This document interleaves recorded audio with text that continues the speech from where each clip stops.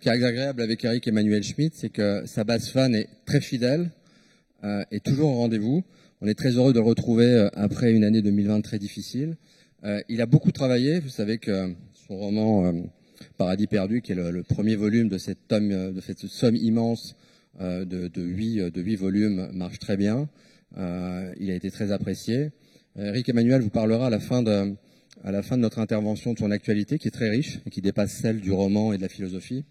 Alors, Eric, je vous le présente plus, c'est 22 millions de livres vendus dans le monde, des traductions hallucinantes, une place au théâtre qui ne se dément pas, et puis surtout toujours une vraie ardeur, y compris pour lire les autres, puisqu'il est membre de l'Académie Goncourt, où il a une place importante.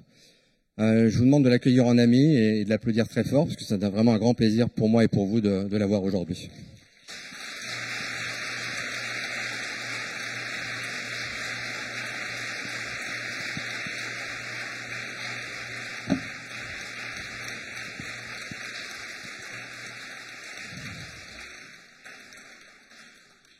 Quel accueil, Eric Emmanuel. Quelle chance. Alors, Eric, je ne vous cache pas, quand j'ai découvert votre projet d'abord, et ensuite la matérialisation de tout ça, avec ce premier volume de Paradis perdu, que vous défendez depuis quelques mois déjà, parce que le prochain est déjà en route, hein, j'ai eu un peu peur. J'avais eu l'habitude, voilà. Moi le premier. Hein. Vous le premier. Bon. J'avais eu l'habitude avec vous de textes qui pouvaient être copieux, mais qui restaient courts dans les canons du roman traditionnel. Et là, on était passé à quelque chose de très différent. Comment on se lance dans une aventure aussi colossale? J'en suis pas sorti. Eh oui. J'ai prévu 8 volumes, donc j'ai prévu une octologie. Hein, c'est un nom que j'apprends aux journalistes, enfin pas vous. Une octologie. Et voilà, je viens d'achever le 2e tome. Et il y en a donc 6, et comme me disent mes proches, plus que 6. Donc oui, c'est un projet qui m'a traversé il y a très longtemps et auquel je me prépare depuis très longtemps. Lorsque j'avais 24-25 ans, j'étais assistant en philosophie à l'université de Besançon. J'avais déjà la grecque, j'étais en train de finir mon doctorat de philosophie. Et j'ai été traversé par cette idée. Un homme qui serait affecté de l'immortalité et qui parcourrait l'histoire humaine en étant parfois le témoin, parfois l'acteur, sous un autre nom. Et je me suis dit qu'un tel personnage, d'abord en plus c'est conflit interne, parce qu'être immortel ce n'est pas un cadeau, mais il allait pouvoir nous raconter l'histoire de l'humanité, les grands changements.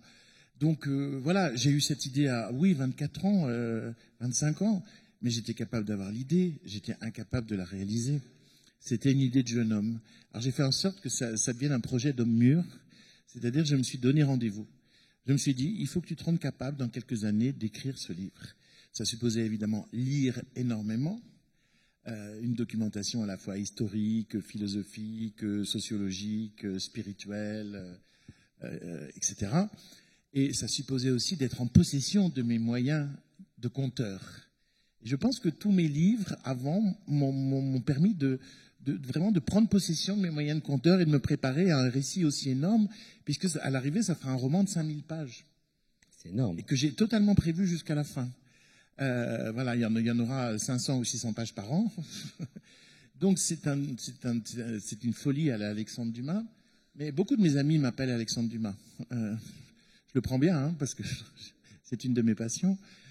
C'est plutôt un compliment. Ah ben, je le prends très très bien. Mais voilà. Et en fait, plusieurs fois dans ma vie, j'ai cru que ça y est, j'étais prêt.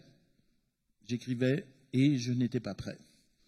Je butais sur des problèmes. Alors je remettais à plus tard. Et j'ai été très en colère contre moi pendant des décennies. Parce que je n'avais pas résolu toutes les difficultés. Vous savez, pour être simple, il faut avoir résolu toutes les difficultés. La simplicité, c'est l'objet d'un long travail.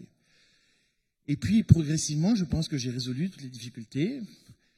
Et il y a 3 ans, je me suis mis à écrire et ça sortait aussi facilement que M. Ibrahim ou Oscar et la Dame Rose, des textes très, très, très courts.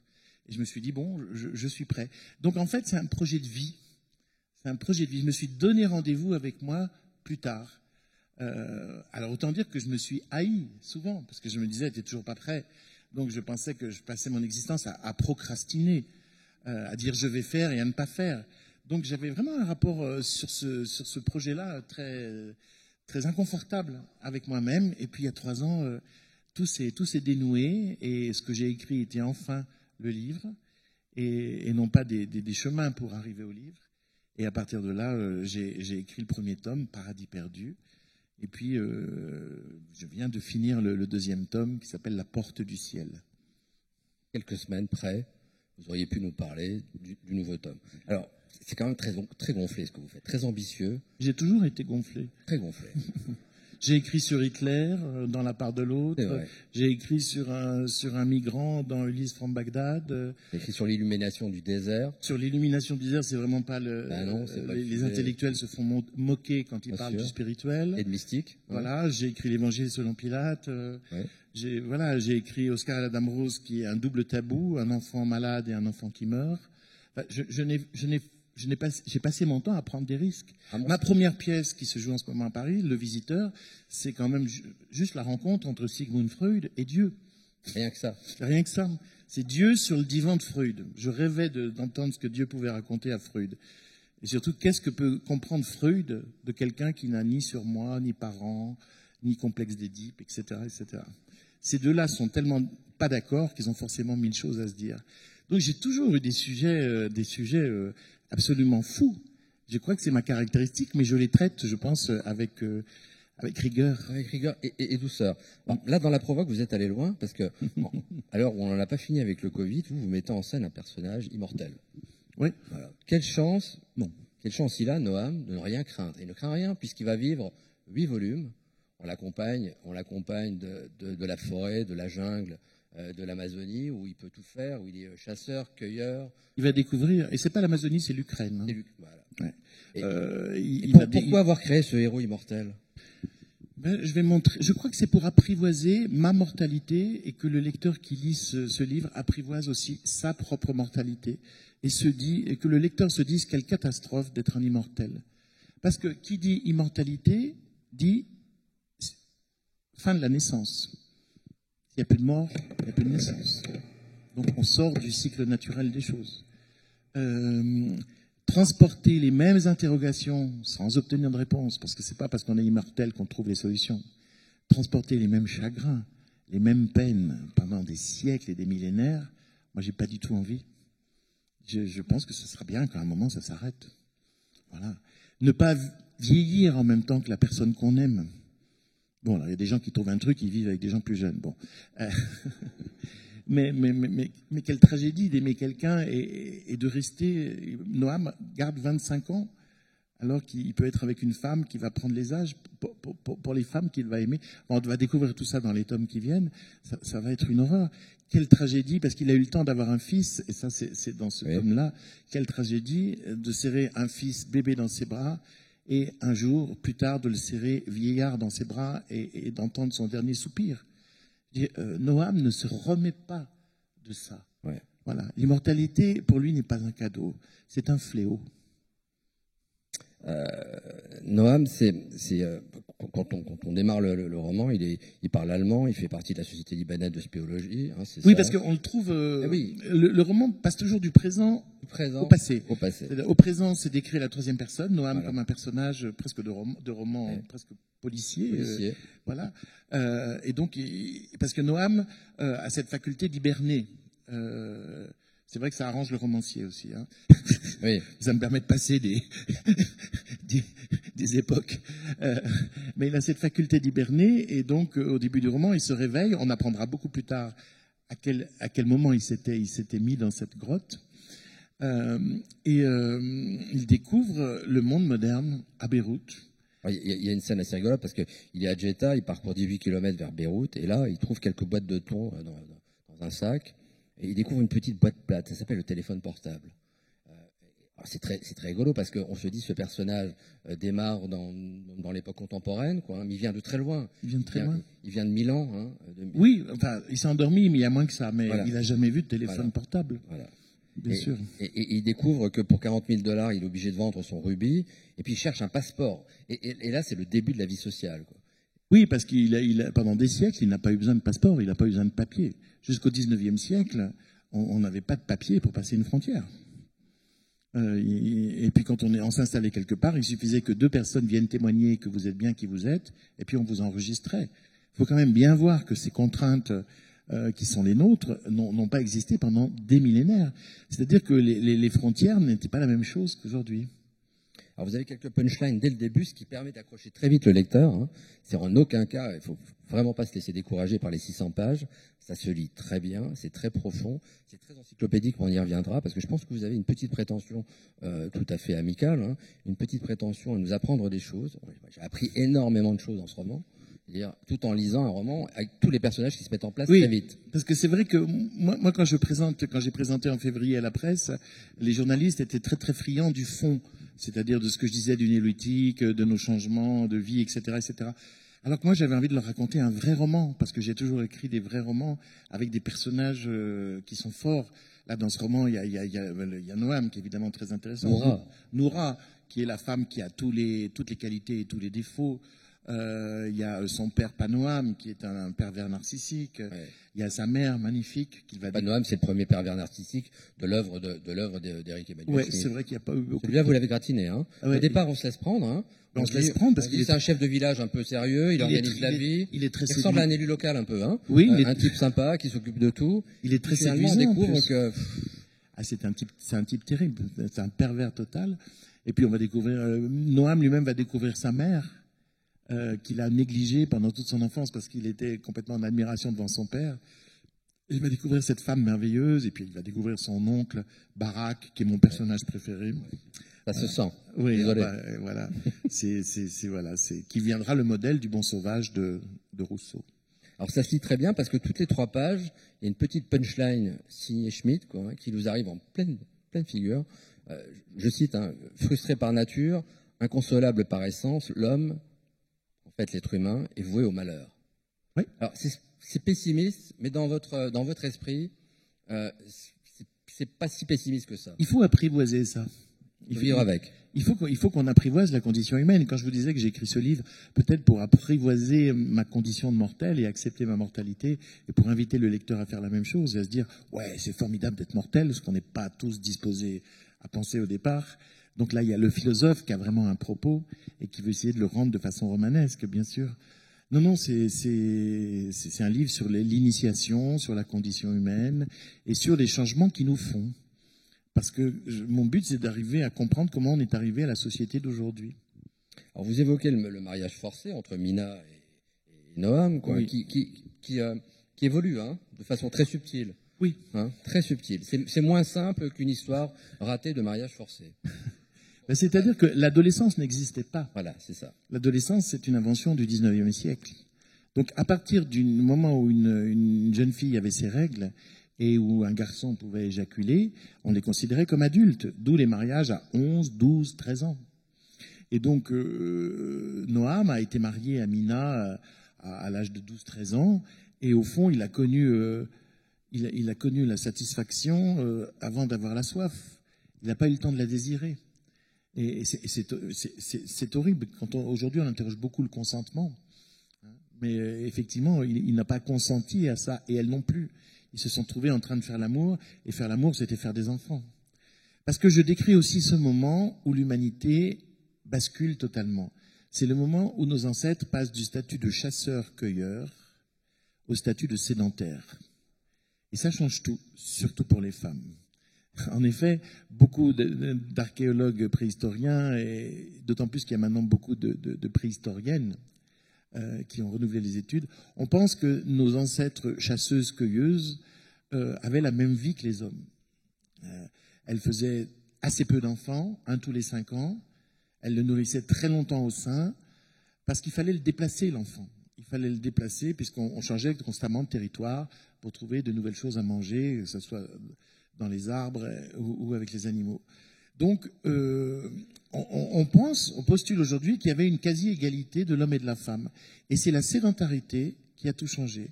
À partir du moment où on invente le village lacustre, puisque les premiers villages sont lacustres, à cause de la proximité de l'eau et de la nourriture, oui.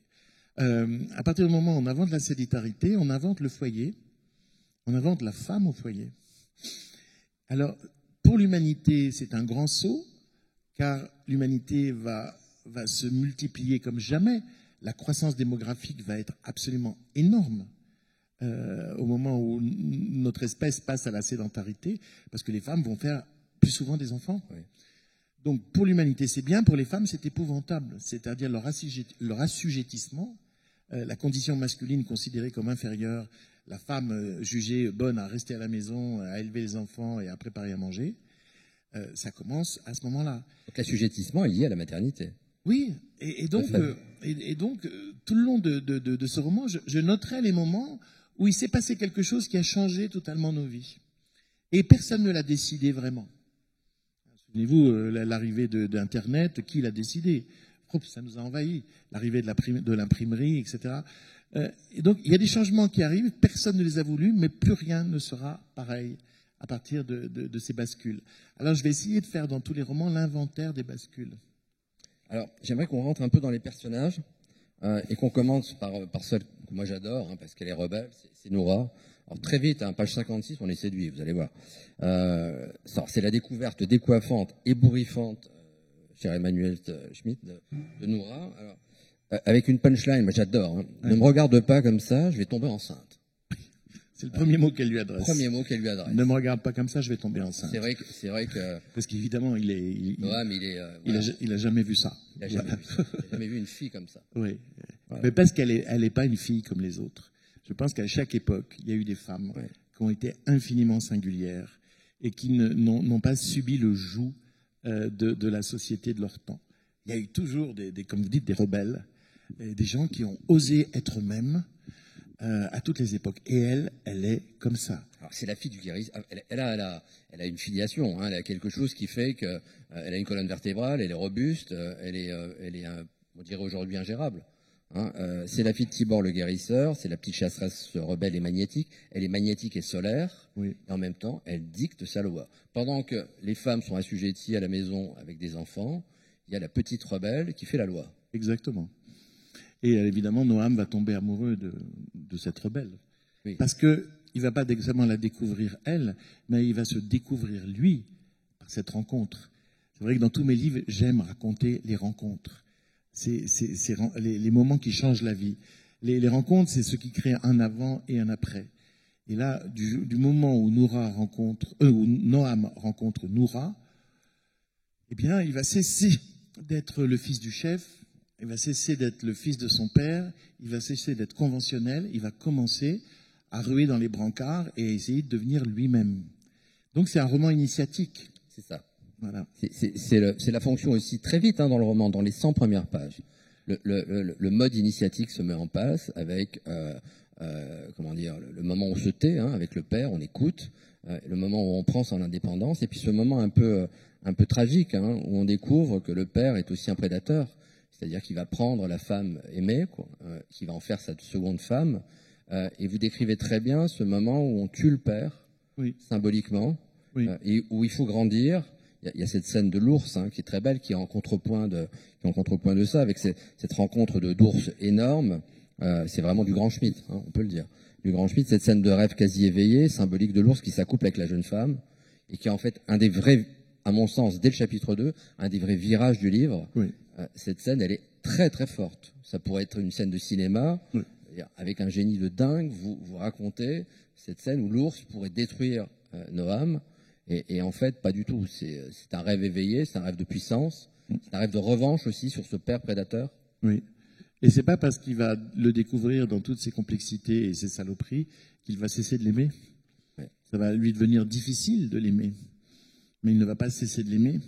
Et ce père est tellement pervers que vous avez vu jusqu'à la dernière phrase qu'il prononcera, il empoisonnera son fils. C'est quelqu'un qui quitte la terre en empoisonnant une dernière fois son fils, c'est quelque chose d'hallucinant, quoi. Mais il y a des gens comme ça, voilà. Et Noam, lui, c'est un homme qui vit les bras ouverts. C'est un homme qui a des naïvetés, qui a une grande intelligence, qui a beaucoup de courage, et il va devenir un héros malgré lui.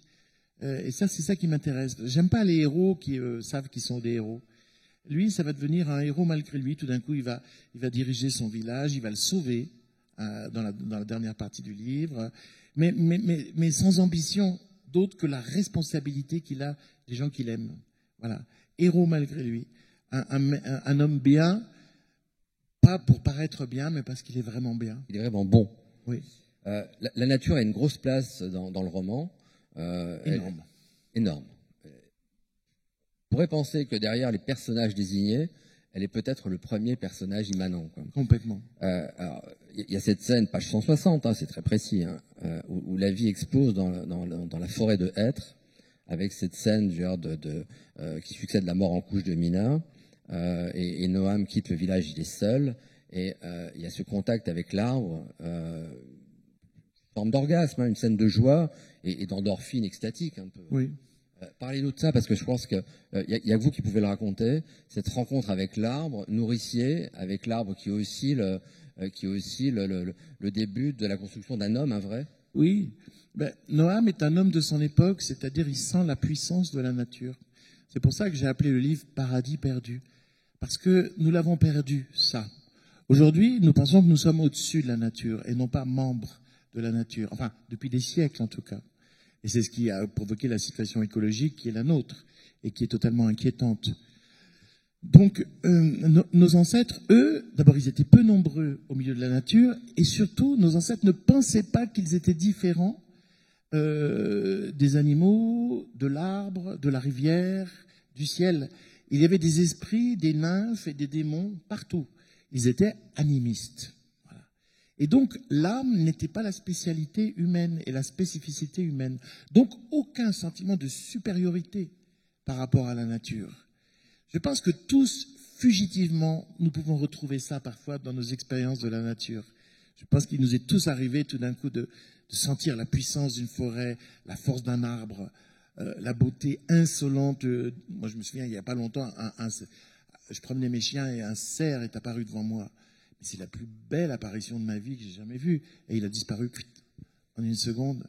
Cette force que j'ai sentie et cette noblesse que j'ai projetée sans doute sur lui.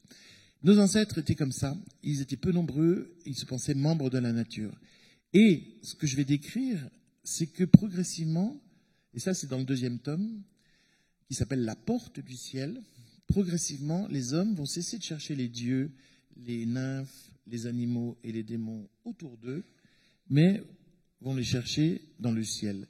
C'est-à-dire le ciel avec une minuscule va devenir le ciel avec une majuscule. C'est le début du torticolis mystique.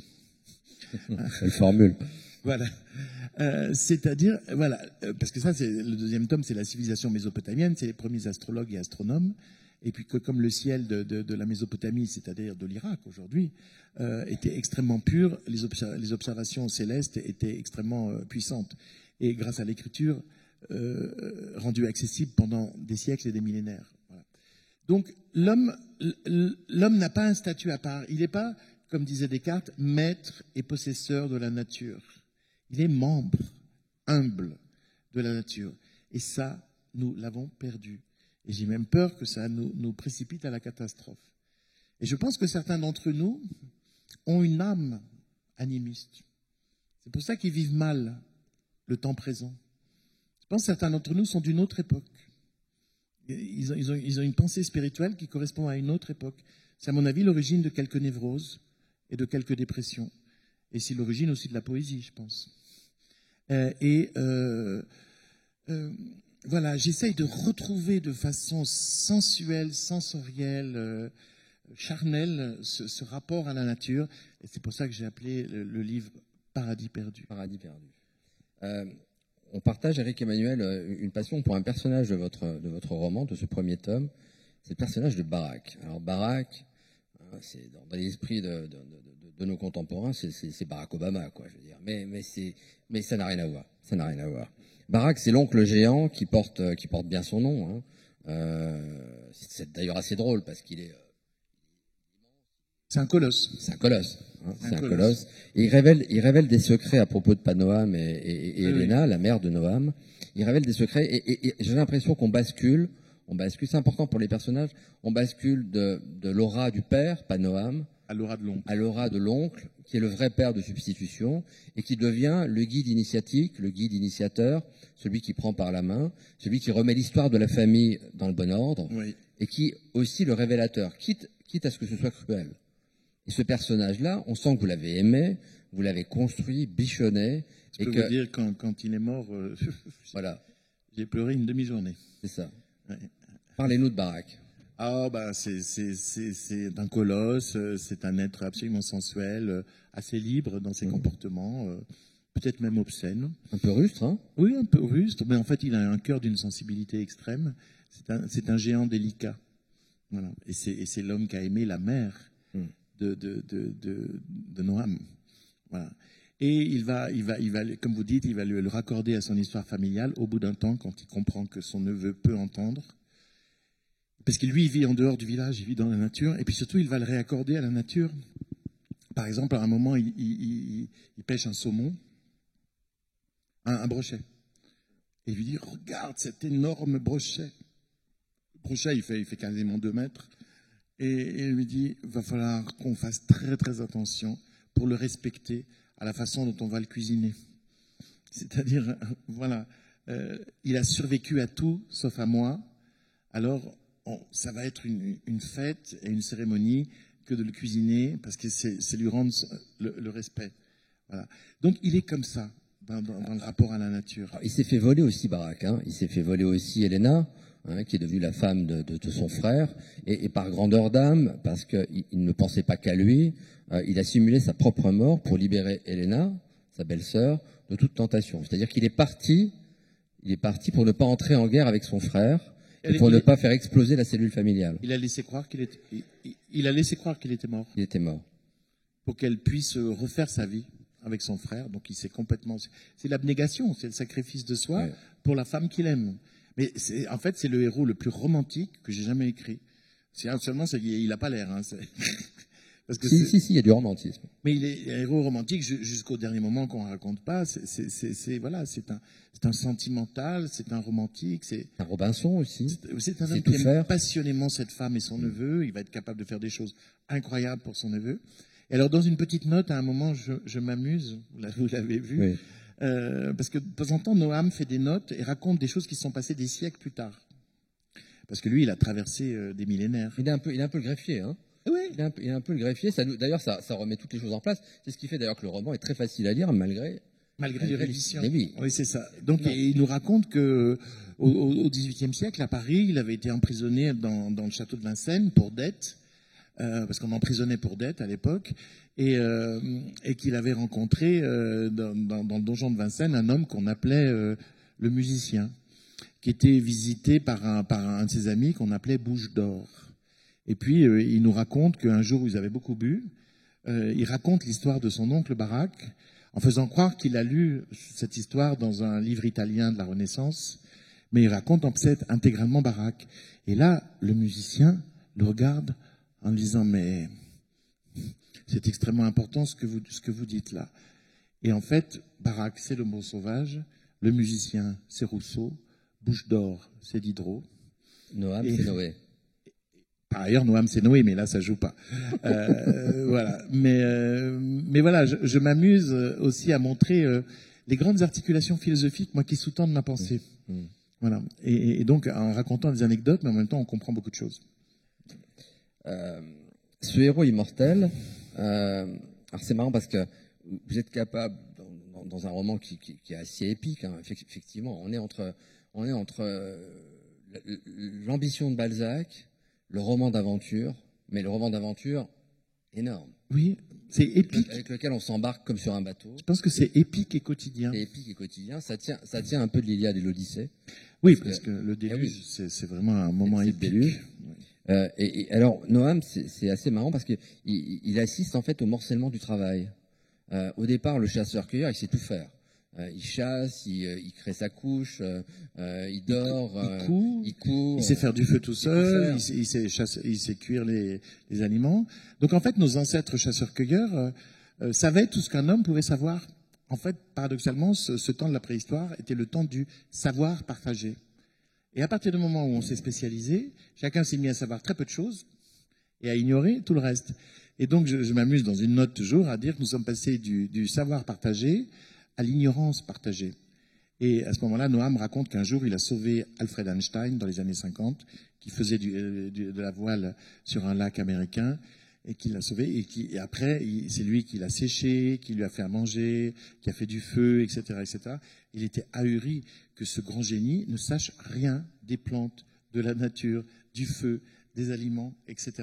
Et il en conclut que finalement, la division du travail et la civilisation a permis la survie des imbéciles et des génies. Mais les génies ont survécu quand même.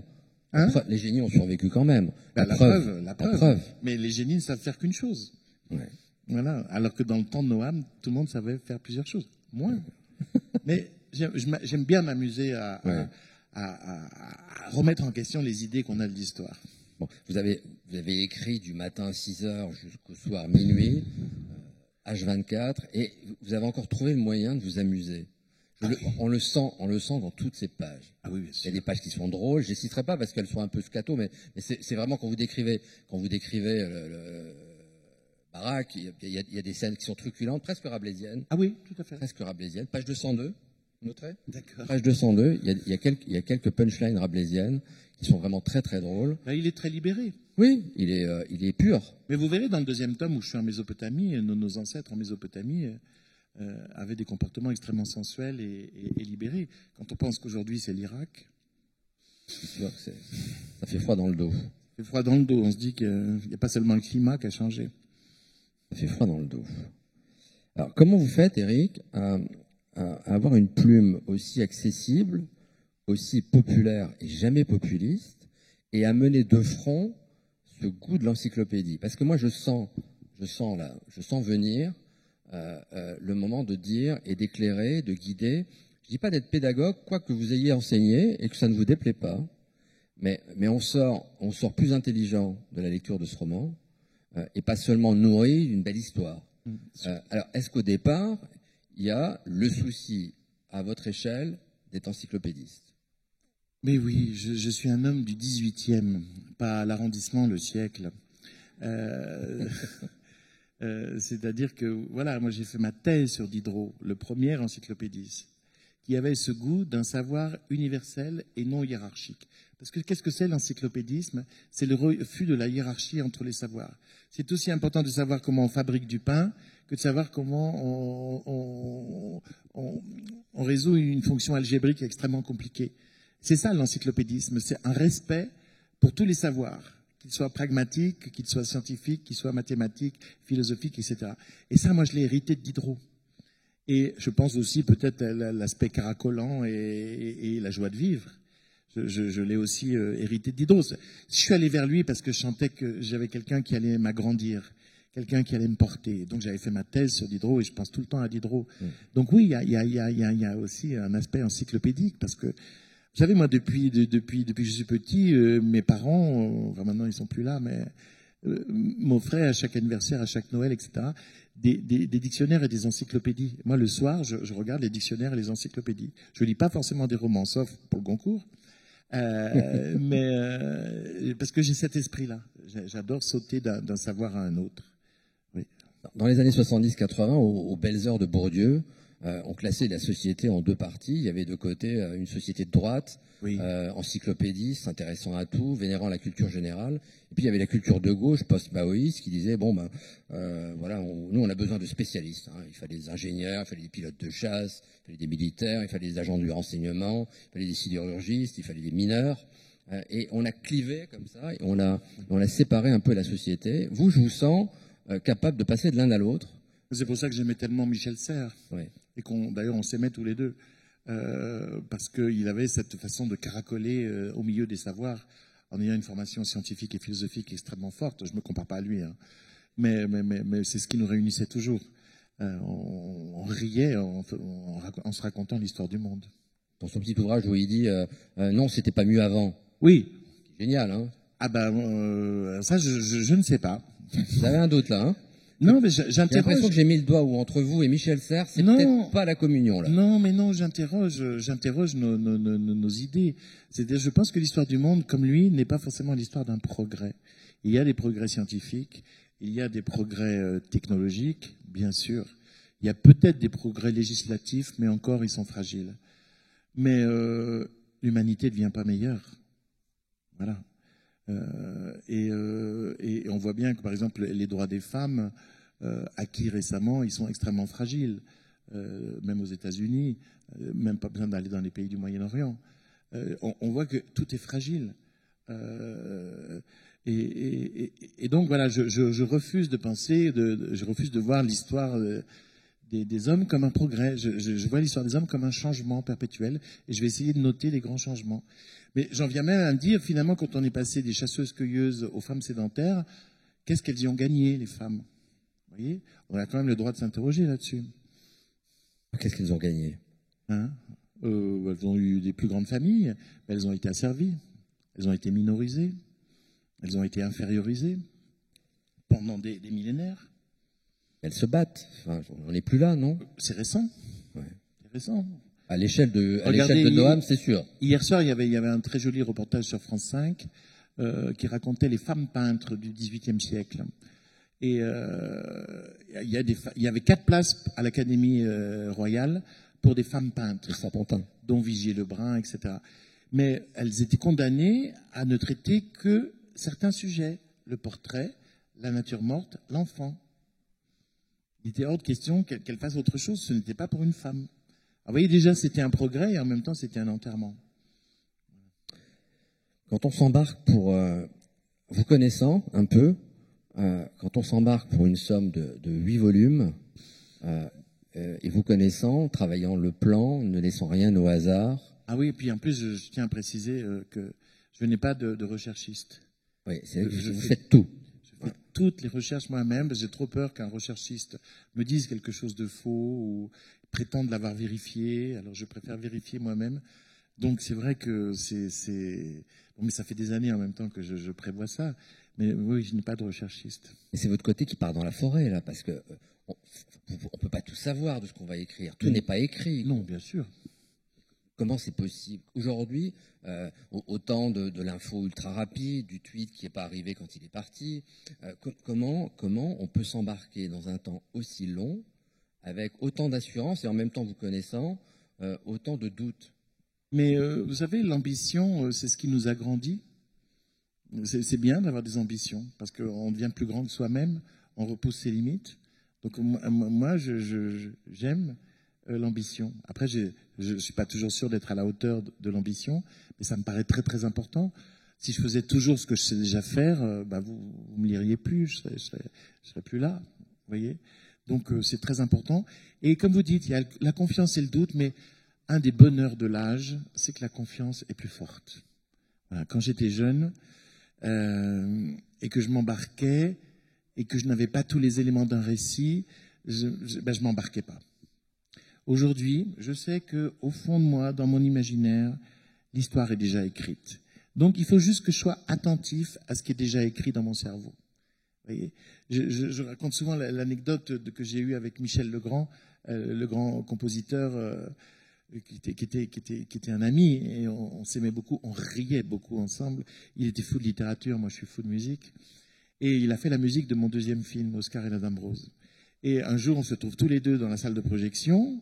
Il m'a demandé d'enlever toutes les musiques que j'avais mises, qui étaient du Schubert, du Mozart, pour que le film entier soit silencieux avec juste les dialogues et les sons. Et il se penchait vers l'écran en me disant, vous entendez là, il y a des violons qui font une descente chromatique avec des sourdines. Moi, il n'y avait rien, j'entendais rien, mais lui entendait. Et Michel disait, tout est déjà là, il suffit d'être attentif. Et franchement, c'est quelque chose que je vis. C'est-à-dire que je pense que l'imagination est aussi une attention à ce qui est dans notre esprit. Et qu'avec le temps, il y a cette confiance qui vient. Et je me dis, j'entreaperçois pas tout. Là, par exemple, pour le deuxième tome, quand à la fin, je me suis rendu compte que tous les personnages se retrouvaient dans les chapitres finaux, j'étais fou de joie. Parce que c'est ce que je voulais, mais je ne savais pas comment y arriver. Et ça s'était fait. Voilà. Donc, il y a quand même des avantages à vieillir. Hein. J'ai mal au dos, mais je suis beaucoup plus intelligent qu'avant.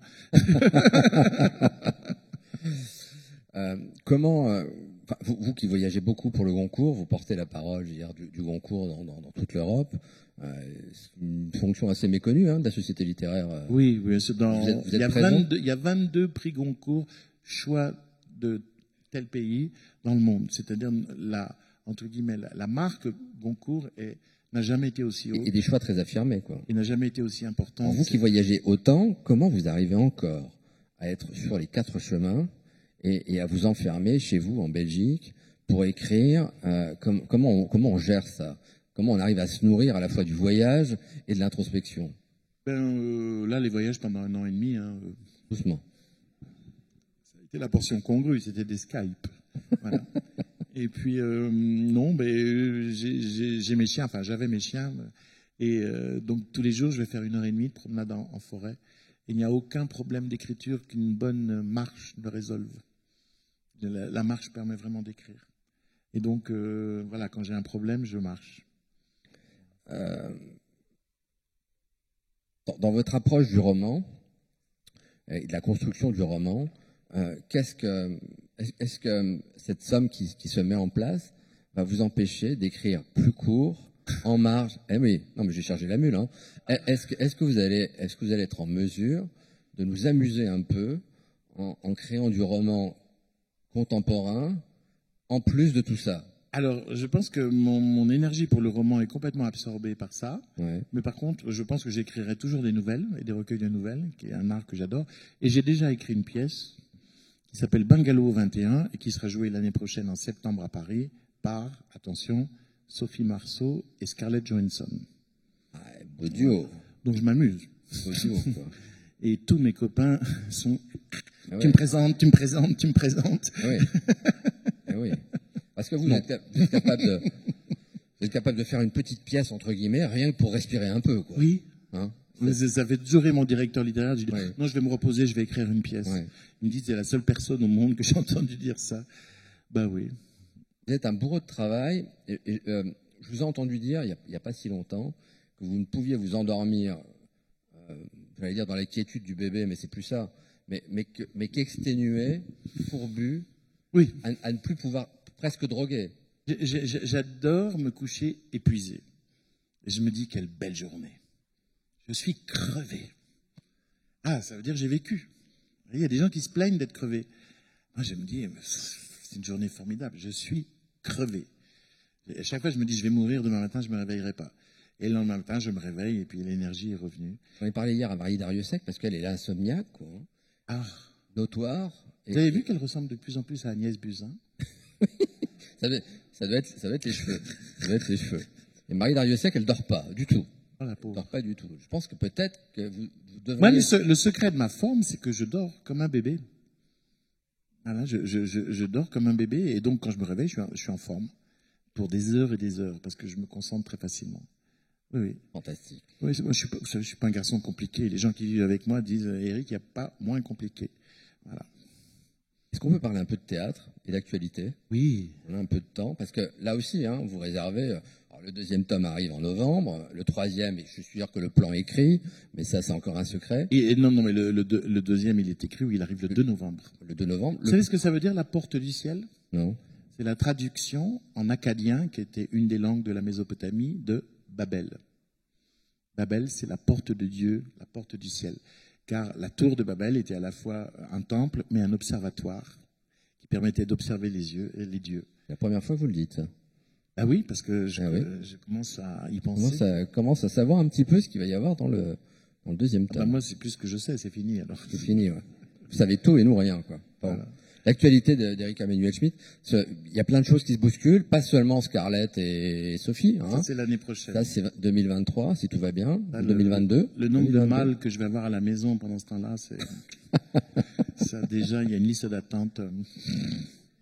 Oui, non, cette année, il y a mercredi a commencé à Paris ma pièce fétiche, entre guillemets, Le Visiteur, dans une magnifique nouvelle mise en scène d'une jeune femme, on va parler que d'elle bientôt, qui s'appelle Johanna Boyer, que j'ai eu le bonheur de repérer il y a quelque temps, parce que j'aime bien repérer les talents, pas seulement au Goncourt, mais aussi au théâtre. Et Johanna Boyer a mis en scène Le Visiteur, qui est la pièce qui, moi, m'a fait connaître et a changé ma vie, puisque c'était ma 2e pièce, elle a reçu 3 Molières. Et elle a été la confirmation de ma carrière internationale. Et elle m'a surtout transformé en écrivain à plein temps, puisque à partir de là, j'ai quitté l'université pour ne faire qu'écrire. J'ai eu cette chance. Voilà. Et on reprend enfin Le Visiteur. Les gens me le demandaient depuis des années, mais je voulais être sûr que c'était bien. Et je peux vous dire que mercredi, on était en larmes, tous. Le public qui l'avait jamais vu, le public qui l'avait déjà vu. Voilà. La pièce se joue au Théâtre Rive Gauche à 21h. C'est Sam Karman qui joue Sigmund Freud. C'est un acteur incroyable. Hein, moi, je l'adore. C'est un des acteurs les plus profonds que je connais. Et puis, c'est la vedette montante du théâtre, mais que le public ne connaît pas encore, mais qui bientôt va faire la couverture de Télérama et qui, à mon avis... Carman, c'est Bacri, mais en pas grognon. Hein. Voilà. C'est ça. Ouais. Et l'autre, c'est Franck Desmet, je vous dis, qui est connu que des amateurs de théâtre, mais qui est en pleine ascension. Je vous dis, Télérama va faire sa couverture avec lui. Je suis sûr qu'il aura le Molière cette année du meilleur comédien. C'est un acteur absolument génial. Avec une voix à la Gérard Philippe et une insolence à la Pierre Brasseur. Vous voyez, c'est tentant. C'est un type extraordinaire. Voilà.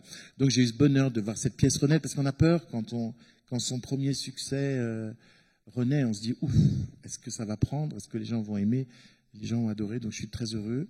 Et puis moi, je vais continuer à jouer Madame Pilinska et Le Secret de Chopin, que je joue depuis 2 ans, que j'ai joué pendant tout le mois d'Avignon. Au Théâtre du Chêne Noir, et donc je fais une grande tournée, et je suis à Tomblaine, c'est pas loin, hein, oui. Je suis à Tomblaine, c'est quand, Gisèle? Le 26 septembre? Septembre! Oui, ça prenne bien. Faut que je révise le texte. C'est aux Actes Citoyens, c'est ça? Oui, voilà, rendez-vous aux Actes Citoyens à Tomblaine. Je croyais que c'est le 26 octobre. Ouais. Bon, il va falloir y aller. Il va falloir y aller.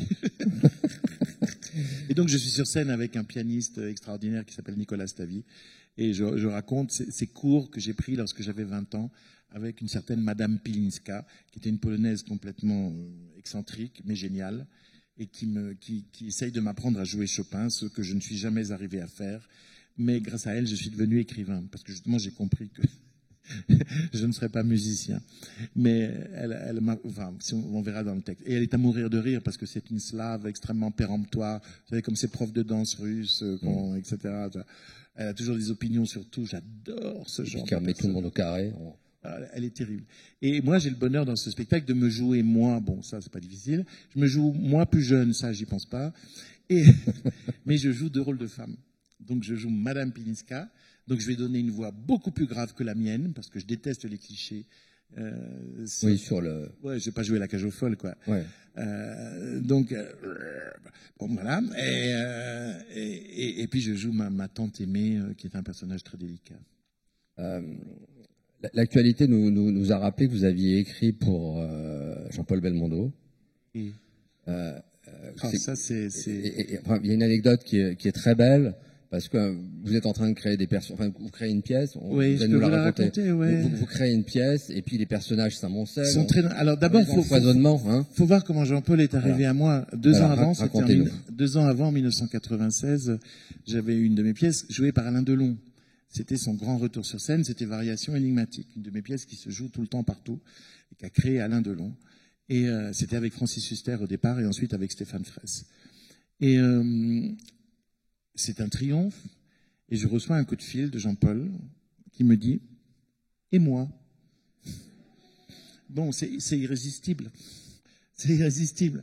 Donc on s'est retrouvés chez Lippe, c'était son quartier général, et puis évidemment j'ai fondu devant cet homme, et donc je lui ai écrit, on a découvert les passions communes qu'on avait, bien évidemment le théâtre, c'était sa grande passion, et un acteur du 19e siècle qu'on voit dans Les Enfants du Paradis, Frédéric Lemaître, qui était un acteur qui pouvait ressembler à Belmondo, parce qu'il était censé jouer des drames et il faisait rire tout le monde.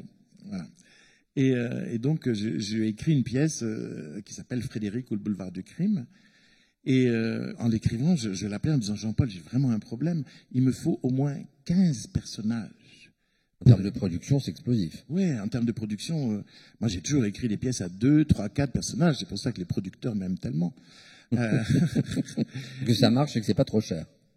Mais sincèrement, oui. Ouais. Voilà. Et là, c'était une pièce genre comédie française, quoi. Et il me disait toujours « Éric, écris ce que tu veux. Je veille, je suis là. Ils suivront. » Voilà, c'était un homme merveilleux. Et je voudrais juste raconter une anecdote qui résume pour moi Jean-Paul, Oui. dont j'ai beaucoup raconté à la télévision ces jours-ci. Oui. Mais donc on jouait Frédéric, et puis un dimanche, j'y vais. Donc ils ont joué toute la semaine, ils sont fatigués. Et donc les 15 acteurs rentrent. Il y avait Philippe Corsan, il y avait Micheline Dax, etc., etc. Et moi j'étais à l'entrée des loges et je leur dis alors comment ça va? Comme un dimanche. Avec une tête sinistre, etc., etc. Et puis arrive Jean-Paul avec son beau manteau, son écharpe, son chapeau, son petit chien sur le coude. C'est la seule personne qui avait un chien greffé au coude. Et je lui dis alors Jean-Paul, comment ça va?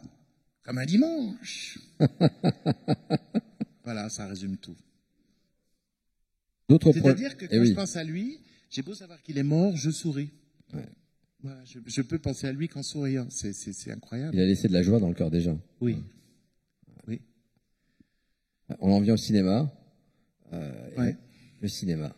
Un jour, je pense qu'on verra la pièce parce qu'il l'avait filmée. Ouais. Oui. Éric Emmanuel Schmitt et le cinéma. Est-ce que ça peut encore être quelque chose? J'ai plus le temps. Mais vous allez le trouver. Quoi. Non.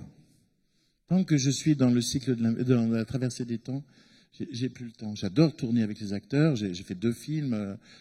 On a fait des films d'après mes pièces, comme Monsieur Ibrahim avec Omar Sharif. Ce jour-là, ma mère a trouvé que j'étais un garçon formidable parce que je travaillais avec Omar Sharif. Elle faisait plus d'effets que de long. Et ça vous attire? Oui, mais je préfère écrire. Donc les producteurs, c'est vrai, m'appellent en me disant Éric, Emmanuel, est-ce que tu veux faire un film? Mais un bon film, c'est un bon scénario. Vous en avez 1000 en tête. Ils me disent, vous savez comment on parle le français à Paris? Ils me disent, tu es bankable. Oui. Donc tu pourrais faire un film. Et moi, j'ai dit non, j'ai des choses à écrire. Il faut que je les écrive. Je veux dire, je vais pas laisser ce cycle en cours. Alors oui, j'ai fait Odette Tout le Monde avec Catherine Fro et Albert Dupontel. J'ai adoré tourner avec eux, et eux aussi d'ailleurs. J'ai tourné Oscar et la Dame Rose avec Michel Larocque et Max Concido et un petit garçon à tomber par terre. J'ai adoré, et puis la musique était de Michel Legrand. J'ai adoré faire tout ça, mais j'ai des choses à écrire. Les autres les tourneront. Voilà. Les autres les tourneront.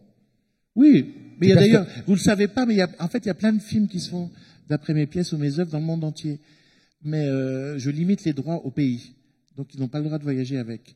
Parce que j'attends soit le film français, soit le film américain qui aura plus de rayonnement. Mais je laisse faire des films. Mais moi je les fais pas, j'ai pas le temps. Et j'adore être sur un plateau avec des acteurs. On rêve de vous voir en metteur en scène. Et oui, mais bon. Ce côté félinien, cette capacité à redessiner le monde, à faire rêver, mais moi, avec de l'outrance, avec de la joie et de la poésie. Oui, mes 2 films ont une espèce de réalisme magique, quoi. Odette Tout le Monde, dès qu'elle est toute seule, elle chante les chansons de Joséphine Baker. Et elle danse, et son monde est poétique et magique. Pareil dans Oscar. Oui, je sais que j'ai ça au cinéma, c'est-à-dire une espèce de réalisme poétique que les autres n'ont pas. Mais franchement, je suis travailleur, vous êtes d'accord? Oui. Mais je ne peux pas. On peut témoigner. Je ne peux pas. Voilà.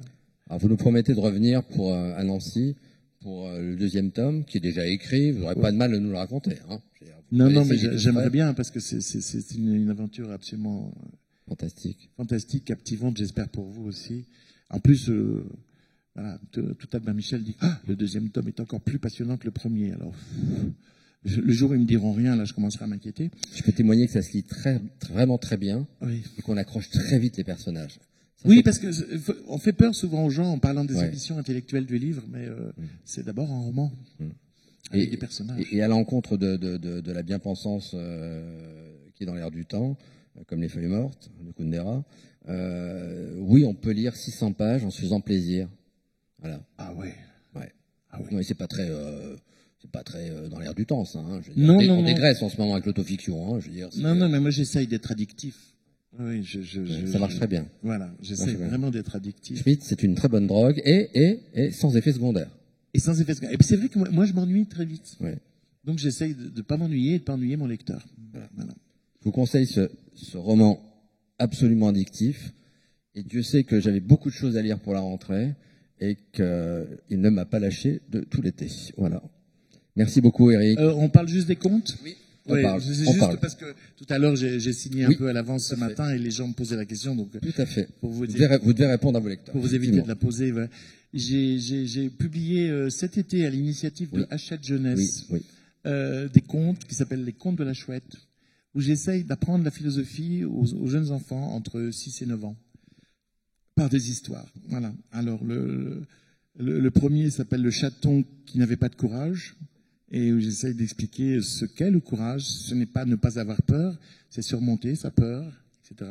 Et donc, après, les parents, dans la dernière page, peuvent voir les références philosophiques que j'explique clairement. Et puis l'autre s'appelle L'île de la liberté, où j'explique que la liberté, c'est consentir à des lois communes, et que la liberté, c'est pas le n'importe quoi, ce qui est quand même important, à mon avis, de nos jours. Et là, je suis très rousseauiste, c'est-à-dire que vous vous souvenez de la phrase du contrat social de Rousseau, le consentement à la loi qu'on s'est donné est liberté. Il faut se donner des lois pour créer de la liberté entre nous. Il faut abdiquer d'une partie de notre liberté individuelle pour avoir une liberté ensemble. Donc j'essaye de faire passer ces notions-là aux enfants, et j'ai une merveilleuse illustratrice qui s'appelle Barbara Brun qui fait ça, et voilà, je suis très heureux de faire ça, et je vais continuer à le faire dans les années qui viennent. Cette phrase de Rousseau fera une très bonne introduction aux actes citoyens, parce que c'est un peu l'ADN de la manifestation. Oui. On vous attend sur ce sujet, et notamment pour la littérature pour jeunes et pour enfants, où vous n'étiez pas jusque maintenant. Ou très peu, hein. Non, je vais vous dire la vérité. J'ai été contacté par McDonald's. Je me suis dit, que se passe-t-il? Je crois que je suis allé 2 fois dans ma vie dans un McDonald's. Un jour où vraiment tous les étoiles et Michelin étaient fermés. Et il y avait une fois de trop.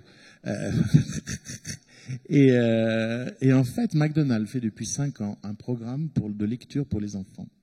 C'est-à-dire que, vous savez, quand vous commandez un Happy Meal, votre enfant peut choisir soit un jouet Made in China épouvantable, soit un livre publié par Hachette. 80% des enfants choisissent le livre. C'est quand même une bonne nouvelle. Parce que leurs parents ne rentrent pas dans une librairie. Certains n'osent pas. Et les enfants aiment les livres. Donc, McDonald's fait ça depuis 5 ans. Et chaque histoire est tirée à 1 million d'exemplaires. Et il y a 2 histoires par mois. Et moi, je viens de leur écrire 36 histoires. Allez. Voilà. Et tout à l'heure, j'en ai signé. J'étais tout à fait amusé. J'ai dit, je sais d'où il vient.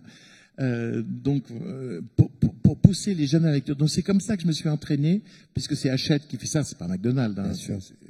Voilà. Mais c'est McDonald's qui finance tout ça. Et c'est une très belle opération pour la lecture. Et ils voulaient que ça soit des auteurs qui ne sont pas des auteurs jeunesse, mais des auteurs que les parents connaissent. Donc des auteurs vedettes, entre guillemets. Vedettes et connus. Pour pas que les parents aient l'impression qu'on leur ait refilé un truc... Des fonds de catalogue. Voilà. Et franchement, je me suis beaucoup amusé. Donc mais là, vous ne les trouverez pas, sauf si vous preniez un Happy Meal. Mais voilà, j'ai fait 16 histoires sur les proverbes, qui s'y frottent si pique, il faut tourner sa langue chaque fois dans sa bouche avant de parler. Enfin, j'ai illustré tous ces proverbes pour que les enfants les comprennent. Et puis la deuxième série que je fais cette année, je m'amuse beaucoup, c'est un bestiaire un peu fantasque. Donc c'est des histoires des animaux différents. Donc c'est les hommes, les femmes. Non, les animaux. Les animaux. L'agneau qui était de mauvaise humeur, la pie détective, le caméléon qui n'aimait que le rose. Voilà, la baleine qui ne riait pas. Donc je prends le contre-pied des clichés et je montre qu'on peut être différent et avoir une vie avec les autres. Voilà, toujours la philosophie est là. Hein. Vous montrez qu'on peut être normalien et aussi être capable d'écrire pour les enfants. Mais moi, je pense que l'enfance, elle est jamais partie. J'ai déposé d'autres couches dessus. On le sent bien quand on s'occupe d'enfants. On retrouve cette immédiateté avec l'enfance. Et moi, voilà, j'ai déposé d'autres couches, mais l'enfance, elle est toujours là. Elle est toujours en dessous, là, bien sûr. Pas loin. On vous souhaite un happy livre sur la place, un happy automne. Merci. Éric Emmanuel, on vous remercie encore. Merci.